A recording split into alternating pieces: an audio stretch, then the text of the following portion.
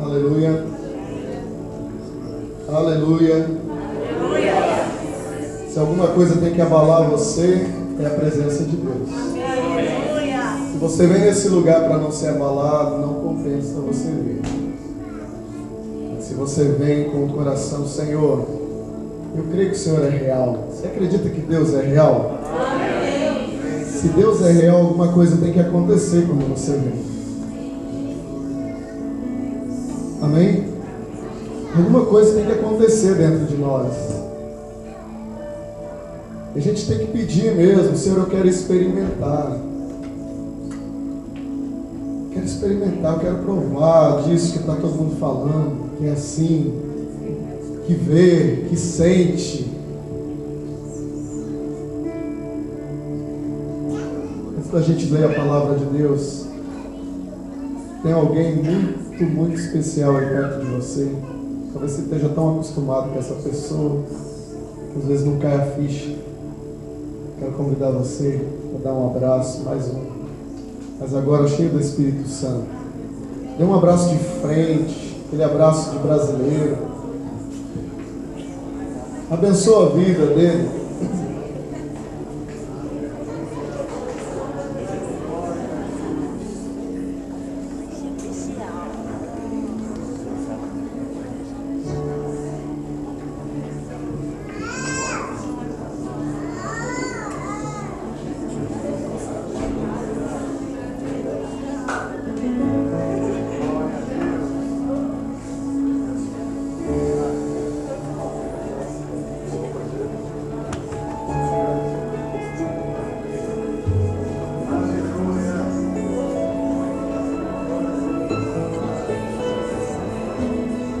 Glória a Deus. As crianças já podem ir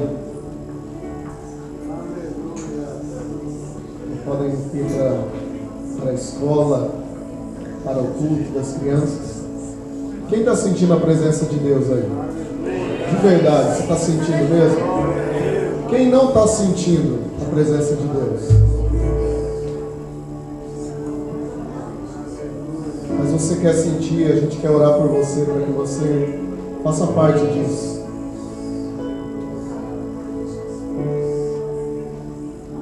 Se não estiver sentindo, querida, a gente vai fazer questão de orar por você para que você sinta a presença de Deus. Amém? Pega a sua Bíblia, vamos abrir no livro de Lucas, capítulo 10.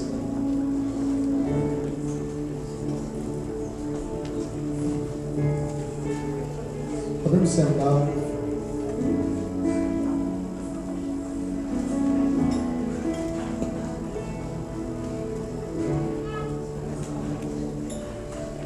Evangelho de São Lucas, capítulo 10.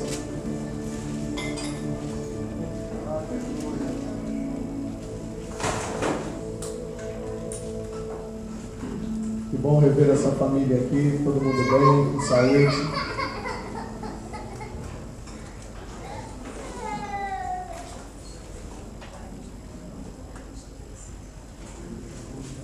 Lucas 10, verso 25.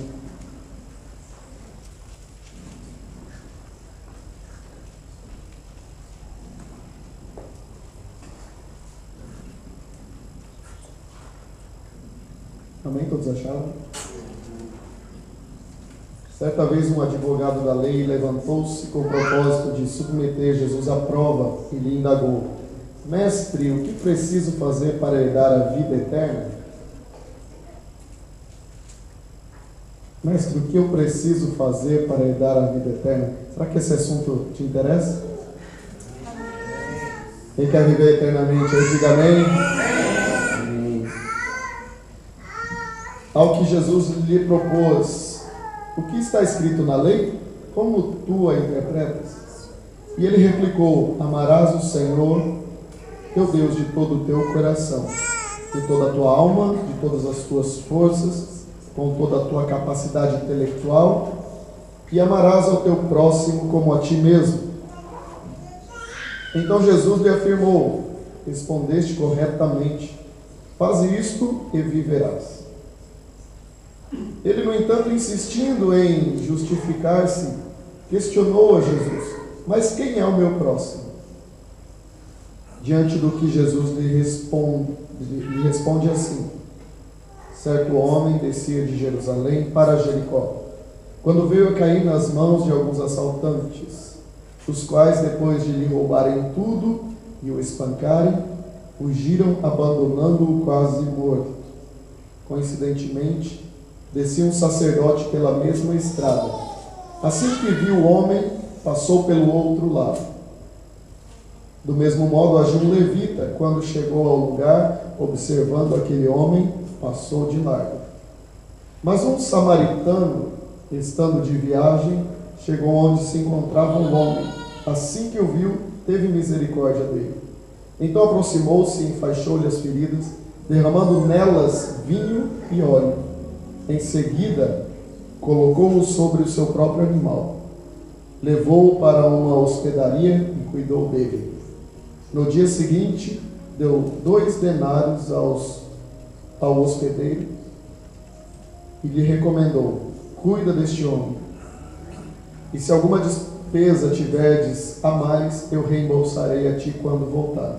Qual destes 3 te parece ter sido o próximo do homem que caiu nas mãos dos assaltantes?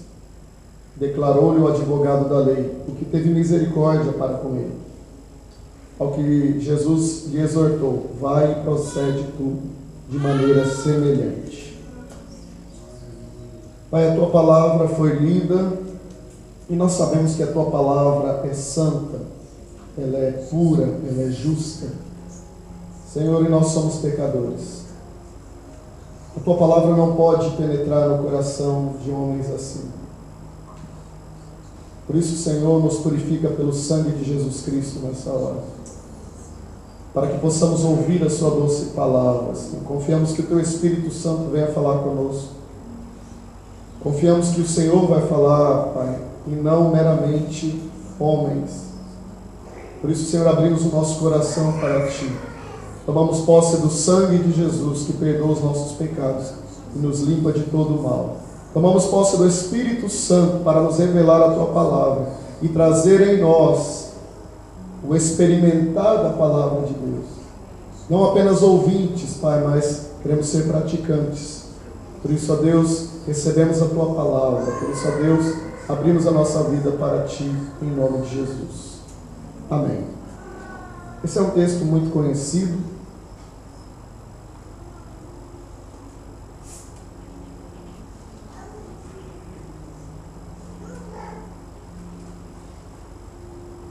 Alguém queria experimentar a Jesus. E ele faz uma pergunta muito relevante: o que eu tenho que fazer para herdar a vida eterna? E Jesus, sabendo que aquele homem era alguém que conhecia a palavra, que conhecia as Escrituras, né? Jesus também, como bom judeu, responde uma pergunta com uma outra pergunta: o que diz na palavra de Deus e como você entende? Como você interpreta? Este homem então responde: olha, eu entendo que a lei diz para eu amar a Deus sobre todas as coisas, com toda a minha força, com todo o meu entendimento, com todo o meu coração, com tudo que eu tiver, e amar ao meu próximo como a mim mesmo. E Jesus então diz para ele: é isso aí, faz assim que você vai herdar a vida eterna. São os 2 mandamentos que Jesus resumiu toda a palavra de Deus em 2. E parece ser muito simples. Amar a Deus sobre todas as coisas e amar ao próximo como a nós mesmos. E nós sabemos que o nosso amor para com Deus, ele se concretiza quando amamos o nosso próximo. Porque entendemos que o amor não é um sentimento. Amém? O amor gera sentimento, mas ele em si não é um sentimento. O amor é uma escolha de beneficiar o outro. E a melhor maneira que nós temos de amar é servir. Diga aí para o seu irmão, você precisa me servir.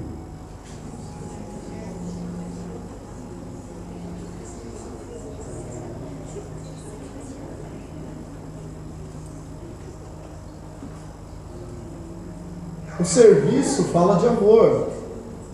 Alguém que deixa de fazer algo para si, para fazer algo para mim, essa pessoa se importa comigo, sim ou não? Amém? Né? A sua esposa está lá cansada e de repente, né, ela deixa de descansar e ela vai lá e faz aquela comidinha, faz o gohan, misoshiri. São brasileiros demais para isso, né? Faz lá o arroz, o feijão, com alho, cebola, picadinho. Você fala, essa mulher me ama, ela está cansada. Fala, amor, você está com fome, né? E ela vai lá e faz a comidinha. E tem gente que fica assim, puxa, acabou o romantismo, ninguém me diz que me ama, mas e a janta? O que está dizendo? O almoço?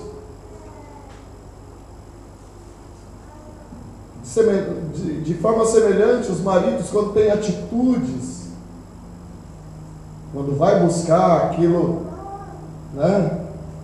Sai de noite para ir comprar não sei o quê. São as atitudes, é o serviço que fala mais com quem nós nos importamos. E assim também em relação a Deus e em relação ao próximo. Não há amor sem servir.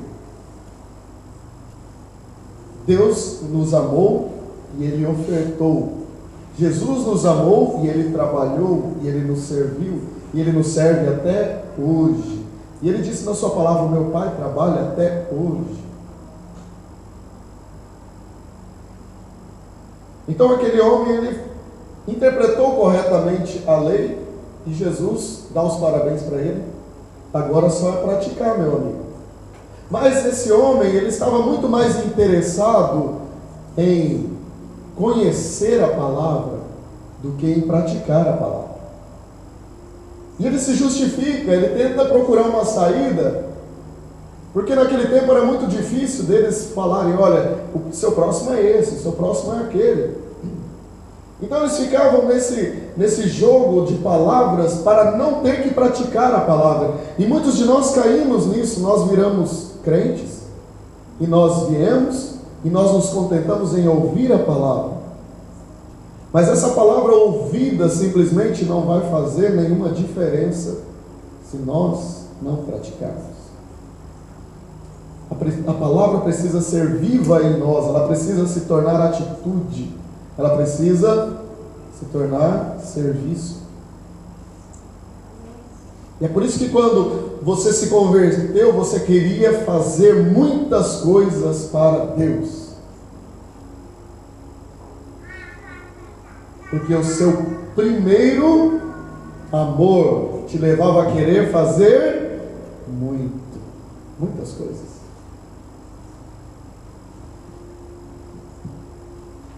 E ele então fala, mas Senhor, quem que é o meu próximo? Nós estamos aqui num beco sem saída. Quem é o meu próximo? Então Jesus, sabendo da intenção do coração daquele homem, mas não perdendo a oportunidade de ensinar, porque Jesus amava ensinar. Jesus foi a coisa que ele mais fez nessa terra. As pessoas acham que Jesus mais curou, mais libertou, mas o que ele mais fez foi ensinar. Você quer cuidar de alguém? Ensine essa pessoa. Hoje nós temos uma impaciência, né? É mais fácil pegar e fazer do que ter que esperar, ensinar o outro que está aprendendo, faz meio truculento, mas um dia ele vai ser tão bom quanto você, ou melhor se você ensinar ele, se você tiver um pouquinho de paciência. Jesus ensinou, ele não perdeu a oportunidade de ensinar, ele começa a contar uma história para exemplificar uma verdade, a verdade do céu. E ele começa a dizer assim: um homem saiu de Jerusalém para Jericó. Jesus já começa dando aqui para nós uma ideia do que não se deve fazer. Jerusalém simboliza a cidade de Deus, o lugar de Deus, a casa de Deus, a presença de Deus. E Jericó significa a cidade do pecado. Eram cidades totalmente distintas. Deus está sempre tentando, está sempre levantando Jerusalém, ao passo que Ele está sempre destruindo Jericó. Esse homem sai da presença de Deus, da glória de Deus, e ele quer ir para Jericó. E no meio do caminho, olhe que Satanás não espera aquele que quer sair da presença de Deus. Ele não espera a pessoa chegar até aquilo que ela está planejando fazer, é no meio do caminho. No meio do caminho, os assaltantes, que simbolizam o poder das trevas, que simboliza Satanás, que veio para roubar, matar e destruir. Esse homem é assaltado, esse homem é espancado e deixado quase como morto, ele fica desacordado. Imagine você nessa situação. E então lá vem subindo para Jerusalém, o sacerdote, o homem de Deus da época, uma pessoa responsável para levar as pessoas até Deus. E talvez ele venha lá recitando algum versículo bíblico, conhecedor da palavra. E quando ele ouve de repente o gemido de alguém, e ele olha e ele vê esse homem que está lá numa situação deplorável, numa situação quase que de morte.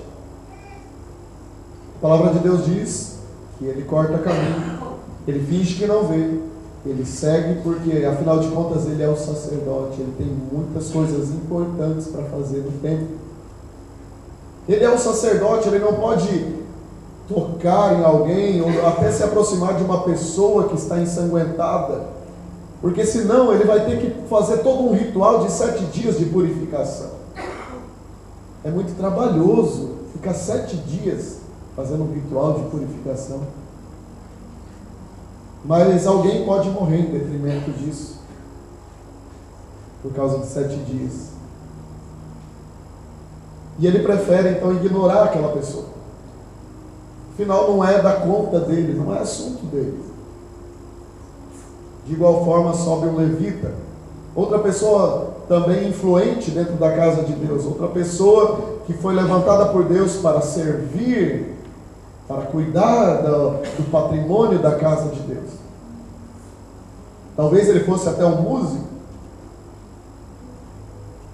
e ele tem a mesma atitude que o sacerdote. E aqui nós encontramos pessoas religiosas. Uma pessoa religiosa é aquela pessoa que vem à casa de Deus, ela ouve a palavra, ela se fascina com as histórias da Bíblia, ela se fascina com os ensinamentos, mas isso não passa de teoria. Ela não leva nada para a vida dela. Nada muda. Na segunda-feira, no domingo, está tudo igual, mas ela tem aquela história na cabeça, ela tem aquela filosofia, e isso não passa de história, de filosofia, de teoria. Nada vai para as mãos, nada vai para a atitude, nada se torna motivo de oração. E a palavra de Deus nos alerta que se nós continuarmos vindo na casa de Deus, simplesmente para ouvir e ouvir e ouvir e ouvir e nada fazer, nós vamos ser religiosos. E daí você de repente até tem uma repulsa sobre outras religiões que adoram isso, que adoram aquilo, e você fala, esses são os religiosos. Não, querido, religioso é aquele que não permite que a palavra de Deus mude a sua vida. A palavra de Deus, ela é poderosa. Entenda que pela sua palavra Deus criou todas as coisas. Deus disse haja e as coisas foram acontecendo. Essa mesma palavra foi deixada escrita para nós. E quando ela é ministrada, se você a recebe com fé, ela vai mudar a sua maneira de pensar em primeiro lugar, e vai ter que vir para os seus braços, para a sua condução, para os seus pés, para a sua procedência diária. Alguém está entendendo? Diga amém. Amém. Esses homens estavam constantemente na casa de Deus e não tinham suas vidas mudadas. Pelo contrário, eles foram endurecidos.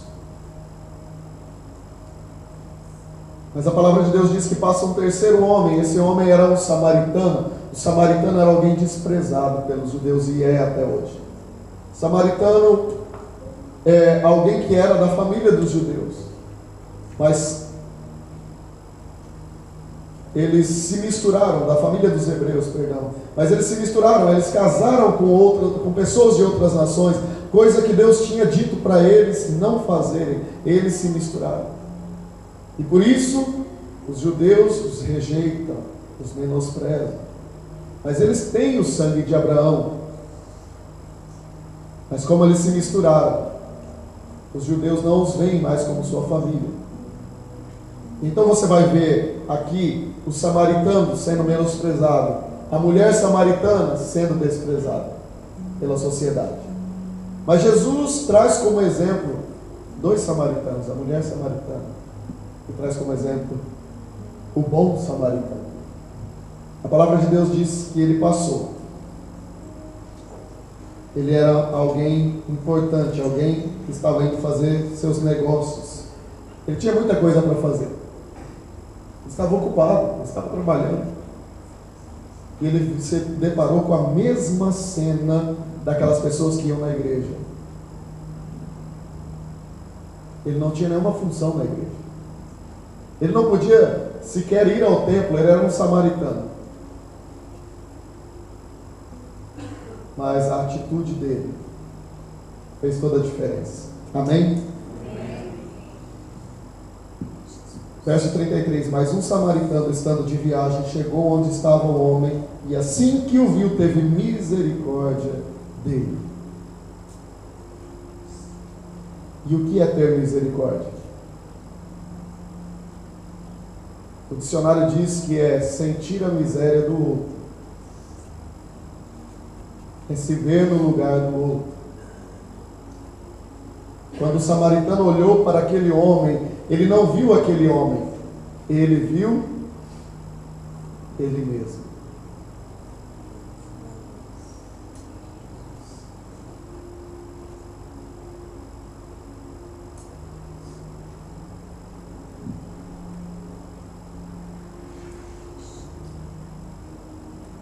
Uma pausa para você pensar sobre isso. Ele viu ele mesmo, como num espelho. E talvez ele pensou o que gostaria que alguém fizesse por mim. E aqui o bom samaritano está representando o próprio Senhor Jesus. Esse homem que foi nocauteado, esse homem que foi espancado, roubado e deixado para morrer, somos eu e você. Mas Jesus, sendo desprezado por todos, como um samaritano, ele passou e teve misericórdia de nós. Esse homem era judeu. Os judeus não o socorreram. Mas aquele que não tinha nada, absolutamente nada a ver com esse homem, que era desprezado por esse homem, ele parou para socorrer, assim como Jesus parou para socorrer a mim e a sua vida. Entenda que esse homem estava desacordado. Ele não viu a cena, ele não viu nada acontecendo. Ele não viu, não é ele que narra a história, é o próprio Senhor Jesus.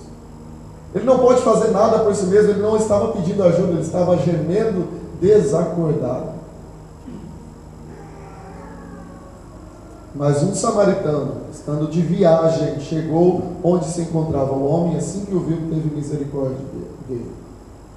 E então, verso 34. O que aconteceu? Aproximou-se. Quem é que eu devo amar depois de Deus? Meu próximo. E nós entendemos então que o meu próximo é quem se aproxima de mim. Mas aqui a palavra está dizendo que ele se aproximou. Nós estamos esperando que as pessoas venham até nós. Mas Jesus foi quem veio até nós. Você estava lá na vala da morte e ele veio até você. Jesus estava com Deus lá na glória. E quando ele viu a nossa situação, ele largou tudo. Tudo. E nós não temos a dimensão do que é isso tudo, mas é tudo mesmo. É tudo que existe. Porque Jesus é o herdeiro de todas as coisas. Jesus não deixou só o seu trono de glória, Jesus abandonou tudo. Porque viu eu e você não podendo fazer nada por nós mesmos, nem mesmo pedir ajuda. Jesus não veio porque você clamou e falou, Jesus me socorre, me salva. Ele veio muito antes disso. Ele se compadeceu, ele teve misericórdia. Ele sentiu a nossa dor, ele sentiu aquilo que a dor de ser roubado. Alguém aqui já foi assaltado? Tem alguém aqui que já foi assaltado? No Brasil, né? Não tem. Mas ali é o Daniel. Eu já fui assaltado, é terrível, irmão. Por menor que seja aquilo que te levam, você fica, parece que te fica um buraco no coração. É difícil perdoar quem te rouba? É. Pela graça de Deus é possível. Esse homem foi roubado, foi espancado e deixado lá para morrer. E Jesus teve misericórdia de mim nessa situação. E aí Jesus começa um processo. Então aproximou-se. Primeira coisa, ele se aproximou. Ele me tornou o seu próximo, para que ele pudesse então cumprir o mandamento que ele nos deixou. Ame o seu próximo. Jesus nunca manda você fazer algo que ele mesmo não tenha feito.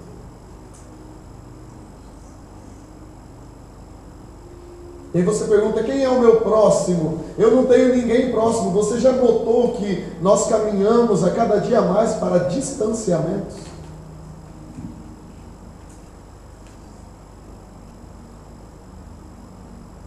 No meu voo da Coreia para cá, o rapaz rapidamente sentou na janela, na janela não, né? Sentou na poltrona lá perto da janela. Rapidamente já colocou o fone, já me dizendo, não quero conversa. E eu vim todo, vou tentar conversar. Rapidamente já colocou o fone, tal, já mexeu suas coisas, tal, colocou o cinto. As pessoas estão se distanciando. Eu sentei, estava no meio, ia sentar mais alguém. Daqui a pouco chegou uma estudante daqui lá, não sei se ela era coreana ou japonesa, desculpa, não sei distinguir certinho. Eu tenho que perguntar se é coreana, se é japonesa. E ela sentou-se e fixou o olhar para frente, conversava com a amiga dela aqui, alguma coisinha, a amiga dela no celular, porque nós estamos procurando distanciamento, nós não queremos mais proximidade, nós não queremos estar mais próximo de ninguém. Jesus se aproximou, e a cada dia que passa a tecnologia, a modernidade está nos distanciando. As pessoas estão falando, olha, isso é para aproximar as pessoas. Você fala com a pessoa lá do outro lado do mundo, ótimo, mas as pessoas que estão aqui, que você pode se aproximar, a gente fica distante. Está numa rodinha, tem 5 no celular, e ninguém está conversando com ninguém.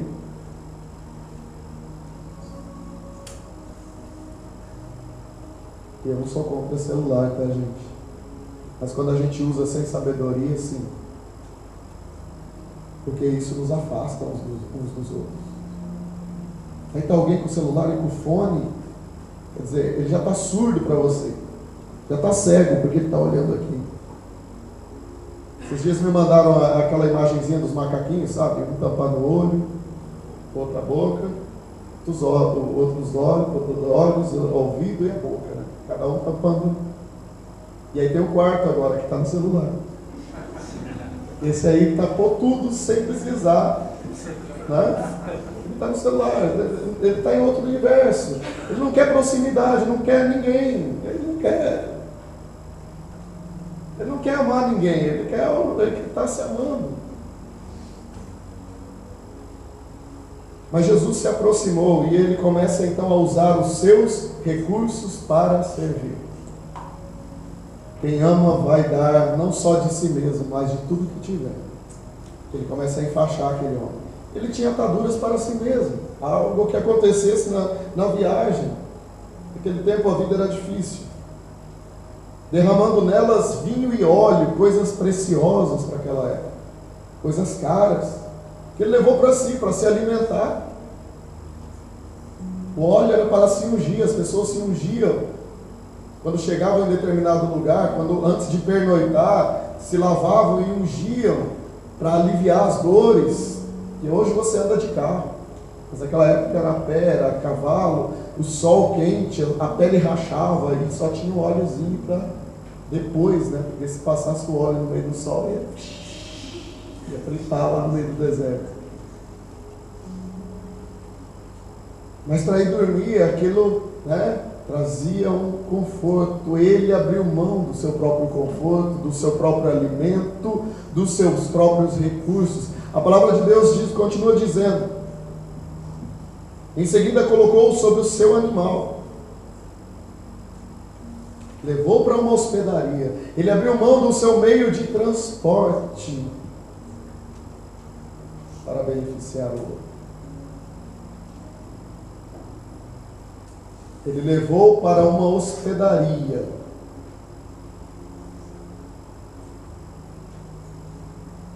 E cuidou dele. Ele deu o seu tempo. Ele abriu mão de estar fazendo muitos negócios importantes e ganhando muito dinheiro. Um dia de trabalho. Para cuidar daquele homem. Jesus abriu mão do seu tempo. Jesus abriu mão de estar com o Pai. No dia seguinte deu 2 denários ao hospedeiro e lhe recomendou: cuida deste homem, e se alguma despesa tiverdes a mais, eu reembolsarei quando voltar. Jesus salvou a sua vida e te trouxe para a sua casa. Te trouxe para a casa do Pai, para a hospedaria, onde você é cuidado pelo Espírito Santo de Deus. Ele precisou voltar, ele precisou ir ao céu, mas ele nos deixou aos cuidados do Espírito Santo. E ele pagou o preço para que o Espírito Santo cuidasse de cada um de nós.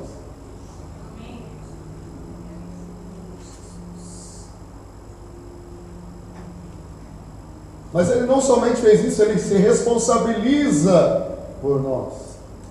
Ele diz: olha, se ele gastar a mais do que eu já paguei, o que é impossível, mas se ele gastar a mais, quando eu voltar, eu pagarei.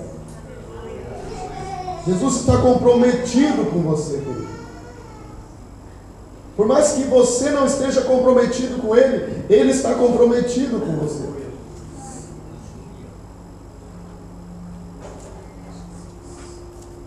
O preço pela sua vida já foi pago.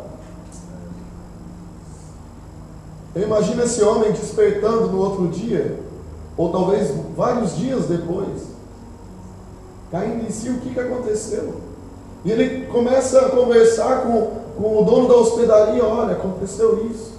Veio alguém e fez isso por você, não é a sua história. Alguém que esse homem nunca viu, cuidou dele, resgatou ele, levou ele para a hospedaria, pagou para que ele fosse bem cuidado. E ele nunca viu esse homem. Alguém que ele nunca conheceu. Amou ele muito mais do que muitas outras pessoas.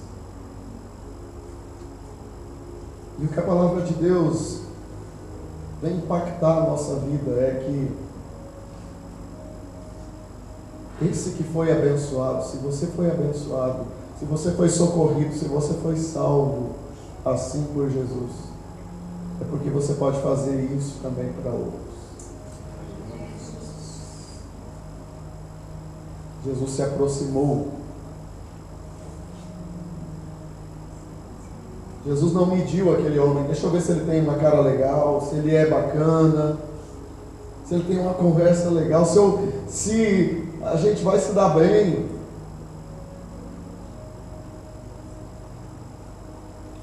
Eu quero falar com vocês.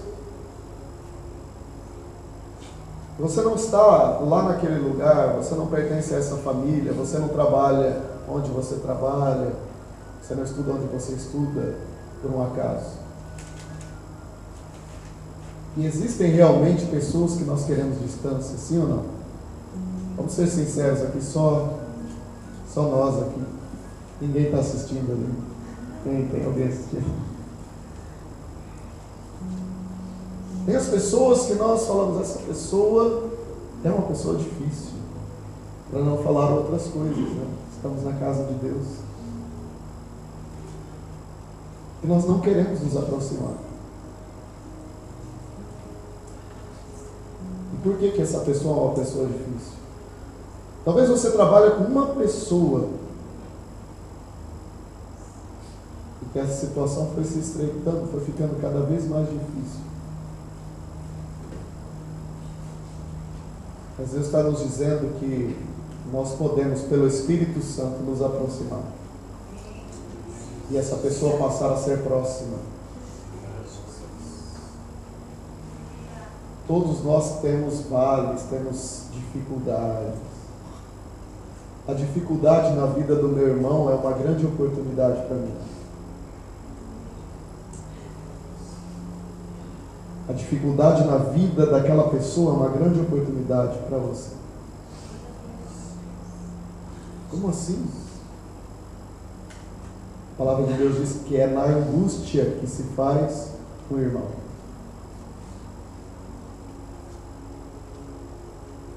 Ou as pessoas que você mais ama não foram aquelas que te ajudaram na hora difícil. O teu melhor amigo é aquele que está com você só nas horas boas? Os teus melhores amigos foram aqueles que acreditaram em você quando todo mundo te jogou fora. São as pessoas que você olha e fala assim, essa pessoa me ama, porque naquele tempo que eu não valia nada, naquele tempo que eu pisei na bola, naquele tempo onde todo mundo me atirou pedra, esse aqui foi meu amigo de verdade. Quem é o meu próximo? É aquele de quem você se aproxima. É aquela pessoa difícil que você resolve se aproximar. Porque Deus tem um chamado para nós. Jesus deu exemplo de resgate para alguém como eu, que não valia nada. Alcançou você, para que nós também alcancemos outros. Nos aproximemos. Ame os seus inimigos.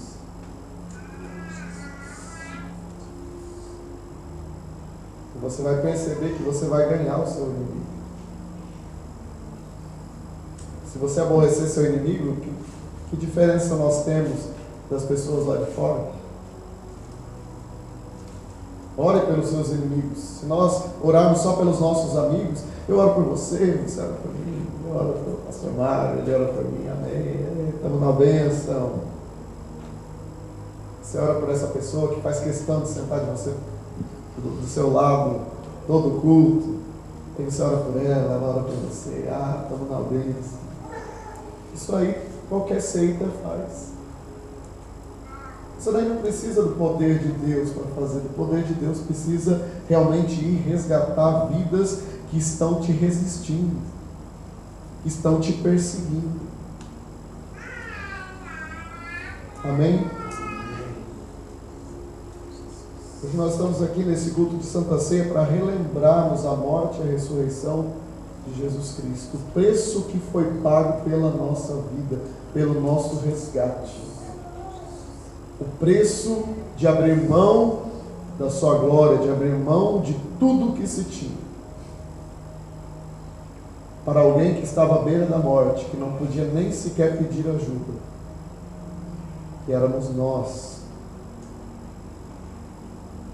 E nós vamos daqui a pouco participar do pão, que é o corpo de Cristo, e do suco de uva, que simboliza o seu sangue. E pela fé, todos participando do mesmo corpo e do mesmo sangue, estaremos conectados. É um só corpo, é um só sangue. E em nome de Jesus, na próxima ceia vai ter mais gente para se conectar, para estar conectado pelo mesmo preço que Jesus pagou pela minha e pela sua vida, reconhecendo esse sangue precioso, reconhecendo esse Jesus maravilhoso. Nós não estamos nessa terra, querido. Você pode até ter se enganado, mas Deus não. Deus não te trouxe para o Japão para você sobreviver. Você é um missionário nessa terra. Por mais que você não diga amém, você é um missionário nessa terra.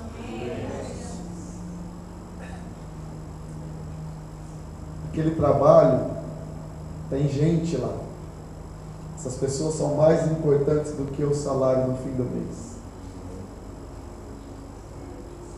Jesus não morreu pelo salário. Jesus morreu por vidas. E o Espírito Santo vai começar a te mostrar a dureza da vida delas, e você vai começar a se enxergar nelas. Se eu tivesse uma vida assim, talvez eu reagiria da mesma forma. Talvez eu seria chato igual essa pessoa se eu vivesse o que ela vive. Pastor, o que eu tenho que fazer? Então eu tento me aproximar. A pessoa, tudo começa na oração. Amém? A gente vai estar aqui um tempo ministrando. Eu quero desafiar você. A palavra de Deus é teoria ou é prática? É teoria ou é prática? Prática. Quero desafiar você então. Aqui no domingo que vem. É o próximo culto domingo, né? Isso, legal. Vamos nessa área. Sábado que vem, você vai trazer uma lista de nome de pessoas que você vai colocar em oração. Pessoas que nunca tiveram uma experiência com Deus. E pessoas que saíram da presença de Deus. Você vai fazer 2 colunas. As pessoas que Deus colocou na sua vida. Você vai falar, essa pessoa está na minha vida, não é por acaso. Eu gostaria que você priorizasse aquelas pessoas que são as mais legais. Seu encarregado. Já começa com ele. Muita fé. Senhor, é esse aqui, Senhor, que eu quero. Esse aqui, é esse. Você vai manifestar o seu poder. Aqui eu vou ver o poder de Deus mesmo. E você vai ver. Amém, irmã Milka, creio, glória a Deus. Amém? Você vai ver o poder de Deus. A oração é a única coisa que abre a porta para Deus trabalhar. Quando você está tentando fazer na sua força, a coisa não vai, né? Você tenta, fala de Jesus, eu não quero, por aqui, por ali, vamos na igreja, pá. Mas aí quando você ora, Deus age lá. Eu gostaria que você trouxesse uma lista, uma coluna no nome de pessoas que estão na sua vida, no trabalho, vizinho, pessoas que você conhece. Eu vou orar aqui hoje para que o Espírito Santo te desperte, coloque essas pessoas no seu coração. Vidas que nunca ouviram falar de Jesus, não tiveram uma experiência, talvez até ouviram falar de Jesus, mas não tiveram uma experiência com Jesus. Na outra coluna, pessoas que você sabe que conhecem a verdade, tiveram experiências com Deus, mas estão longe dos caminhos do Senhor. E nós vamos começar a amar essas pessoas nas regiões celestiais, através da oração. Não só para orar no culto, mas na sua oração diária. Você vai ter um propósito nobre. Não só aquele propósito, Senhor, abre as portas, preciso melhorar de vida, olha como é que está esse carro, Senhor, olha como é que está o cabelo da minha esposa, preciso de mais dinheiro, Senhor, olha como é que está a roupa dessa criança. Não, você vai ter ali vidas para levar para a eternidade juntamente conosco. Em nome de Jesus. Amém? Quem topa o desafio? Sábado que vem, uma folha, nomes escritos. Que essa folha tenha muita lágrima ali, que borre os nomes, de tanto que você ora e chora em cima. Não são só nomes, porque quando você lê esse nome, você vai lembrar da pessoa. São pessoas. Nós não vamos orar por nomes escritos, nós vamos orar por pessoas, mas isso, nós precisamos desses mecanismos para nos trazer a memória. Amém? Fique de pé.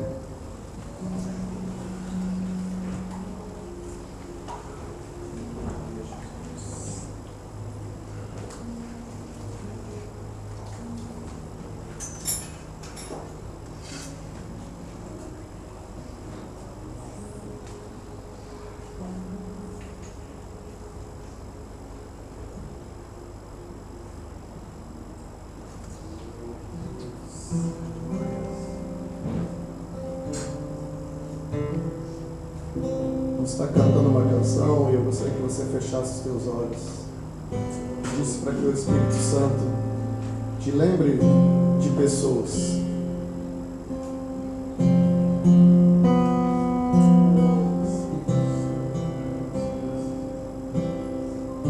Não se esforce para pensar ou lembrar de alguém, mas peça para o Espírito Santo colocar no teu coração quem são as pessoas pelas quais você deve orar.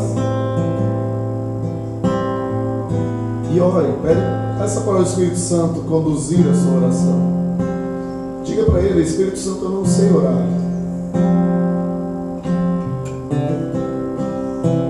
mas eu quero que o Senhor conduza essa oração, uma oração que faça a diferença. Porque essas pessoas têm me desprezado, Senhor. E eu, em contrapartida, Senhor, eu tenho desprezado elas também.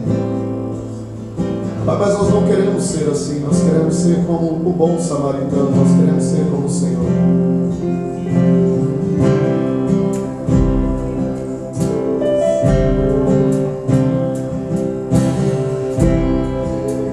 Ele me achou derrotado, nocauteado pelo mundo, surpreendentemente me acolheu.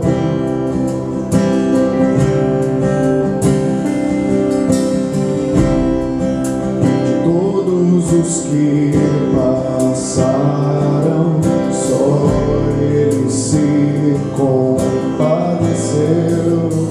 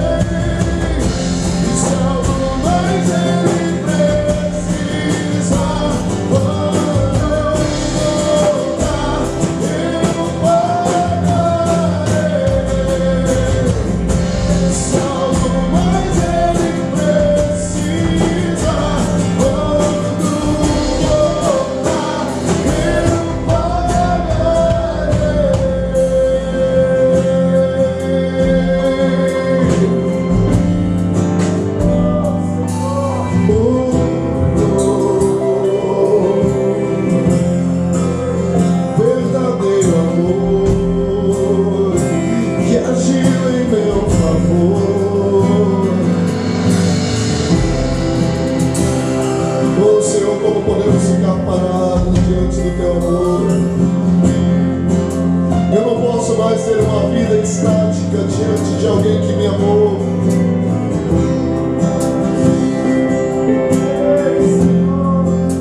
Eu era o teu inimigo, Senhor. Eu era o teu inimigo.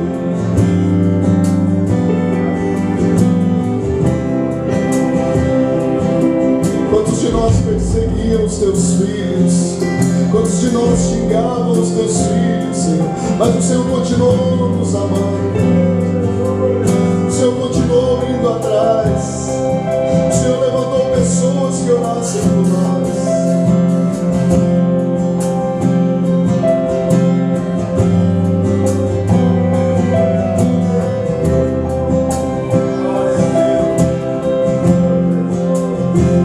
Eu que vivia no pecado.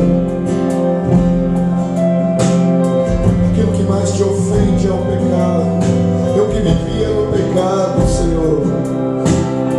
Tua palavra diz que o Senhor me amou quando eu era ainda seu inimigo.